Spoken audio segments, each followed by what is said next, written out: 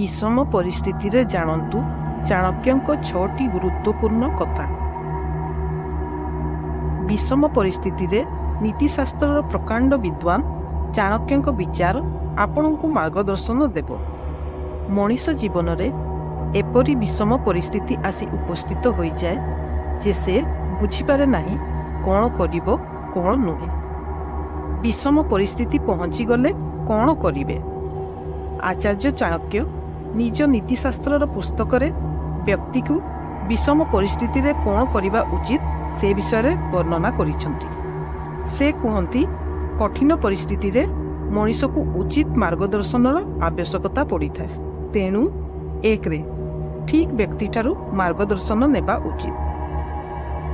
जेतेबेले परिस्थिति विषम होउची सेतेबेले मनीष एपरी व्यक्ति ठारू मार्गदर्शन नेबा उचित जी छल कपट रहित होई केवल आपणक उन्नति विषय भाविब एवं परामर्श देव। 2 ठोस रणनीति हेबा दरकार। कौनसी प्रकार संकटरू बाहरिबाकू हेले ठोस रणनीतिर आवश्यकता पड़ी था। जो व्यक्तिर रणनीति ठोस हेबो से कठिन परिस्थिति बाहरी पड़िबो। 3 परिवारर सुरक्षा।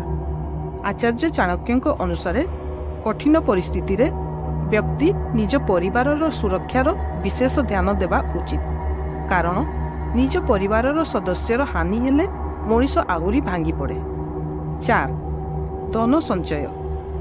आचार्य चाणक्य कहती मनीष को अर्थ संचय करी रखिबा उचित।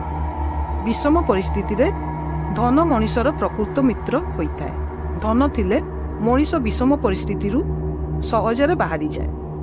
5 स्वास्थ्य। आचार्य चाणक्य कहती व्यक्ति को निज स्वास्थ्यर विशेष ध्यान देवा उचित। स्वास्थ्य भल थिले आपण सबु प्रयास रे सफल होई पारिबे।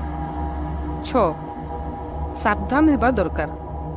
चाणक्यଙ୍କ अनुसार संकट समय रे मनीष को सावधान हेबा दरकार। विपरीत परिस्थिति रे गोटिए मात्र छोट भूल घातक प्रमाणित होता है। विषम परिस्थिति पाई चाणक्य एही 6टी कथा तांको नीतिशास्त्र रे कहिसंती।